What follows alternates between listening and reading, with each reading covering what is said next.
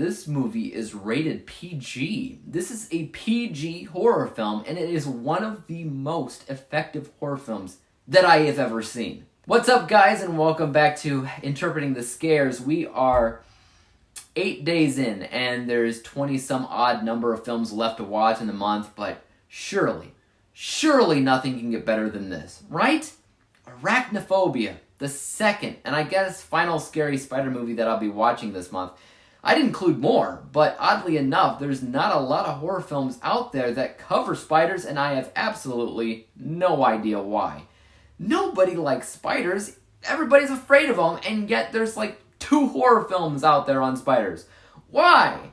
Every other spider movie is a comedy, it's a satire, it's a spoof, whatever. The only other serious attempt at a legitimately scary spider movie was Itsy Bitsy, which I talked about on October 1st, but this takes the cake. Let's talk about Arachnophobia. Arachnophobia follows a family that moves to a small town when a highly venomous and deadly group of Venezuelan spiders show up in town, reproduce, and start killing everybody. What's so absolutely beautiful about this film isn't so much the plot, that's pretty much typical for a creature feature, but rather the hard work and patience that I imagine everybody had behind the scenes and what they had to go through, because nearly every spider in this film was real. Not practical, not animatronic, not CGI, but bona fide, real, genuine spiders hiding in people's shoes, hats, jumping on their faces. And you can tell, and let me tell you, if this film doesn't give you the heebie-jeebies, creepy-crawly, phantom spider syndrome, you're invulnerable, because man oh man, this film works similarly to a ghost film, where, after watching it, I might be checking out, watching my dark closet, looking for specters and whatever, because after I watched this film, I was checking my shoes, I was looking at my pillowcases, in my toilet paper rolls, under my picture frames. This is an incredibly effective horror film, not just for people with arachnophobia, but it does its darndest to give you arachnophobia if you didn't already have it. Also, this film was directed by Frank Marshall, who I've often compared to Steven Spielberg in style, which makes sense because Spielberg was also executively producing, and again, you can feel that. This film is very, very well made. There's a lot of love behind how this film operates in both a cinematography and editing standpoint, as well as how balanced it is in terms of frightening imagery and sequences, as well as human and relatable when it comes down to the main characters. Jeff Daniels plays the main character in this film, Dr. Jennings, and I honestly think that he was perfect for the role. He has the titular arachnophobia, and his wife takes care of all the spiders in the house, which of course is pretty funny, but he really is a very human character. His entire family moves to this small town under the understanding that he would be the main doctor in town, since that town's doctor was retiring. Upon arrival, they learn that the doctor changes his mind, and he wasn't going to retire after all, leaving Jeff Daniels' character with no legs to stand on, and no patience at all. They did not need this sub-story to make sure the spiders were scary, but it legitimized his character, and it provided him with even more problems, because then the other doctor started spreading slanderous rumors about him, hurting his reputation even further, and you really care about this dude. Another character that I guarantee you'll love watching this film was John Goodman's character as the exterminator. He loves his job. He loves being an exterminator. Man, everything that John Goodman touches turns to gold, and the same goes here. Over 30 years ago, he killed it.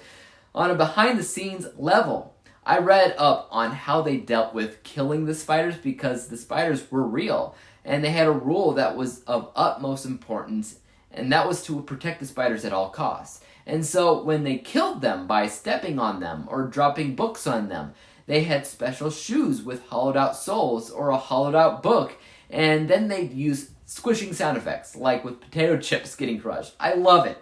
I love it. This movie was made so well. I cannot believe it's not higher on my list of movies this month, since I did sort them in ascending popularity.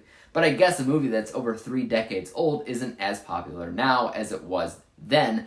But it should be. This is an example of not only horror done right, but a creature feature done right, a spider movie done right. And from a completely generality, a movie done right. Even getting rid of all the spiders, I was engaged with the filmmaking. It's a good movie. Let's get the score out of the way. My unbiased score is 82%, which on its own is pretty solid. A majority of that has to do with how the film was made from a cinematography standpoint, a performance standpoint, the concept, its originality. The unbiased section can't really look at scares since that's more of a subjective thing. But even when you ignore that, it's still a very well made, well planned out, and executed movie on its own. My bias score, just how I felt about it in general, is a much higher score at 96%, because I consider this to be a very effective horror film that I will not be forgetting anytime soon. In fact, I would love to watch this again, and soon. I'm putting it on my wish list to own, and I'm saying it right now, horror films on spiders are probably in my top 2 horror subgenres, and I am insanely confused as to how there's not more of these things out there. This movie was phenomenal. Putting these two scores together, 82 and 96, we come to the final rating of 89%. 89 out of 100 possible stars, or an A- letter grade on my letter grading scale. There's a bit of a room for improvement. It's technically possible for later films to beat that score, but I don't know. I got a feeling that this is not only going to be the best made film that I see this month, but also scariest. We'll see, though. Let me know your thoughts about arachnophobia in the comment section down below. Do you have a fear of spiders? Does this film crawl under your skin like it does mine? Let me know. And as for YouTube, you guys know what to do. Hit that like, subscribe button, and bell to be notified when I come up with my next review. And until then, peace out!